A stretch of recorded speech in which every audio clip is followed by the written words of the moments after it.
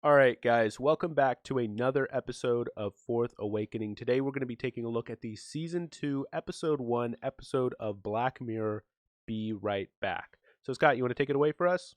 Sure. So just going into the episode real quick, this one's actually pretty simplistic in the plot. So we're introduced to this boyfriend girlfriend couple, Martha and Ash, and it seems like they're moving into kind of like a newer home, kind of like out in the boonies, a little bit away from the city, kind of have like a fresh start for the new potential family and stuff like that. But what happens is he actually ends up dying in a car accident. But through a turn of events, Martha is introduced to a form of technology which is slowly able to sort of closely represent her husband. So it starts off with like her emailing like an AI robot, and then she's talking to him through like a voice pattern, algorithm and stuff, and then eventually it goes full on to her literally buying a like an android, which turns into her late husband. Right, and the android is meant to be basically a replica of him, act like just like him, and even from the beginning when it was just text messaging, it was meant to sort of respond in the way that he would respond to remind you of him, to supposedly help you get over the grief and help you get over the grieving phase of things. But in many respects, it seems to trap her into the grieving. She isn't able Hmm. to move on because of it. Yeah, and one scene, particularly of watching it too, there's this part where she's actually coming out. I think it's of the hospital or whatever, because that's also another caveat too. It's like late, not too long after her boyfriend dies, she finds out that she's pregnant, and so that's just a completely whole nother layer to the situation. But there's this one scene where she's coming out of like the hospital after like getting like the pregnancy scan or whatever, and then she drops the phone that she's been talking to him on, and like the screen cracks, and so he's like phasing out and like the phone dies, and she feels like, and she like rushes to buy a brand new phone, just like immediately gets home, charges it up, and she's like, are you there, are you there? So it's almost like Yeah. in that moment it's like she's fearing losing him again. Yeah, and you know what's the interesting part, though? I mean, you brought up her getting pregnant. It was actually her getting pregnant that led to her first, trying out this software when it was just chat, because she was like, "Oh my gosh, I'm pregnant," and she was like, "Well, I have to tell Ash," and Hmm. she had no way to tell him because he's dead. And so the way that she tries to do it is to tell this computer program. So I feel like there's this interesting way in which even once, something is gone from our lives, we still try to use the memories of it or something like that as a sort of crutch for us as we move forward, as we try to move forward, but that can sometimes get us sort of reeled back in, get us sort of sucked back in to the past. Hmm. And almost tying into that, the whole reason she even is introduced to this technology is through one of her friends who is doing it to kind of like help her through the grieving process and stuff. And so she like initially she sees like an email, and she's just like almost like upset. She's like, why did you sign me up for this? I didn't want to get signed up for this or whatever. And then she takes the pregnancy test, but then Yeah. she feels like talking to him, and then she digs through the previous like AI email from like Ash, and then that's when she replies back, and then she like chuckles a little bit at like his witty remarks. She messages, is this really you, Ash? And he was like, no, it's Abraham Lincoln. So. Right, which is, she laughs because that's what he would have said. And there's kind of an interesting, possibly even mixed message from the show, because in a certain sense, you might make the case that, like, if she just logged onto the chat and all she did was tell him, "Oh, I'm pregnant," it might not have been a bad thing. Like, that Hmm. actually could have just been the emotional crutch that which she needed. I needed to tell someone that I'm pregnant, and I'd like to tell him, and so this is the next best thing.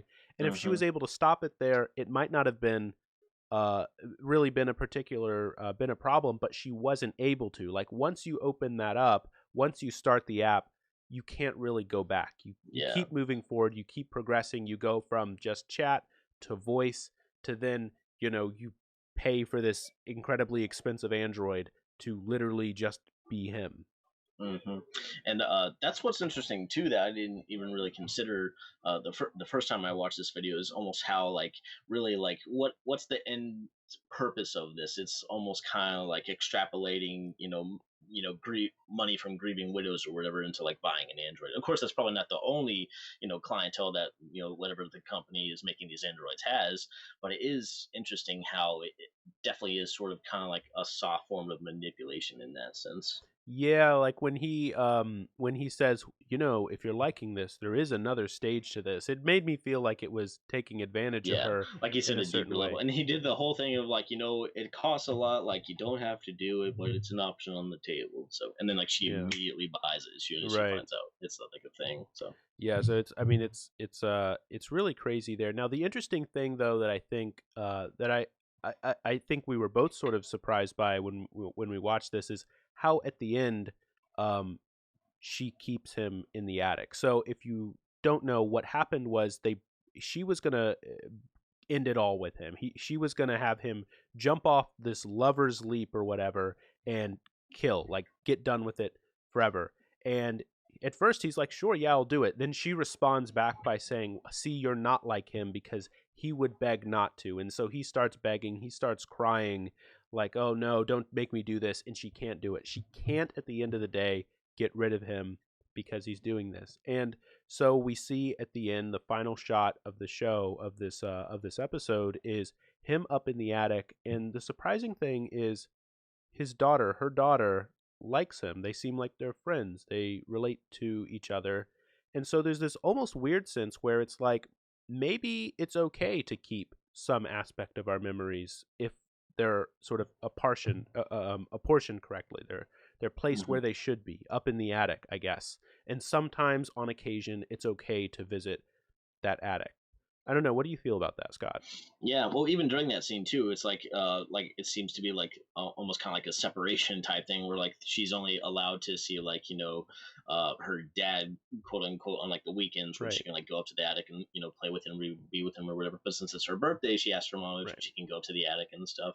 But it's interesting too because you do see that connection though of how like even though he's not her, you know.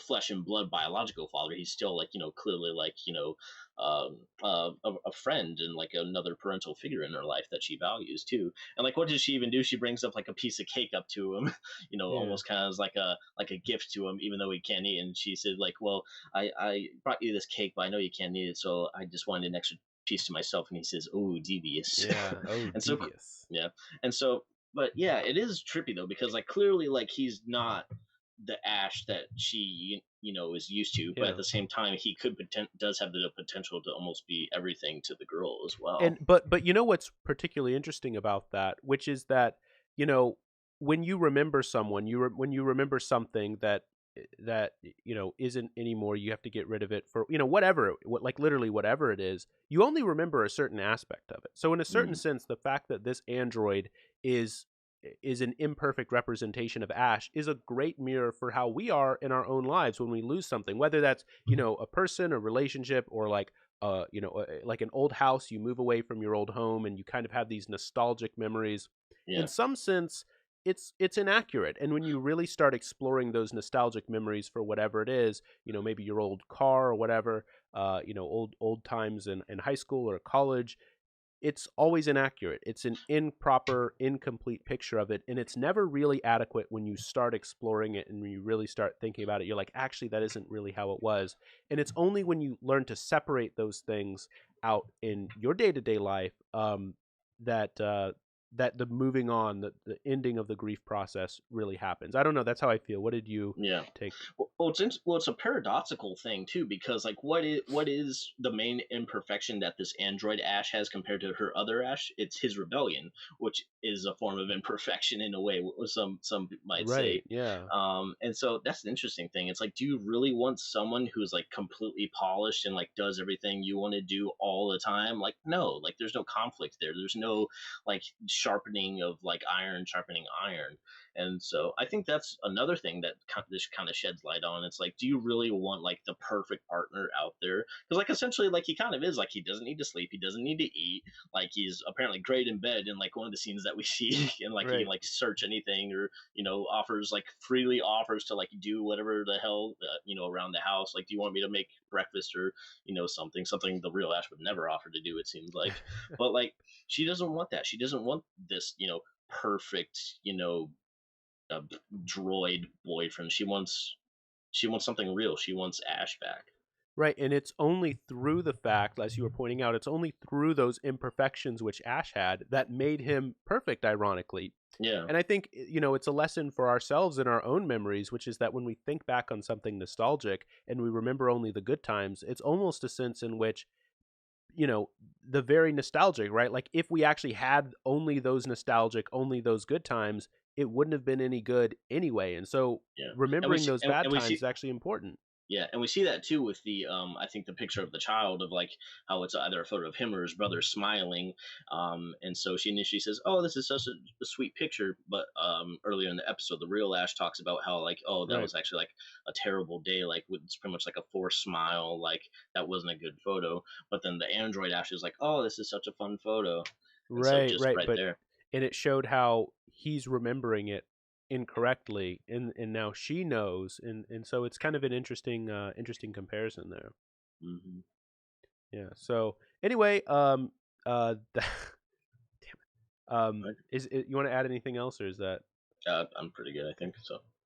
all right? So anyway, that's the conversation for this one. If you did like this video, you can hit the like button for us. It really helps us out. So anyway, see you guys next time. Next time we're going to be looking at season 2, episode 2 of Black Mirror. So I believe it is White Bear, I think so. episode White Bear.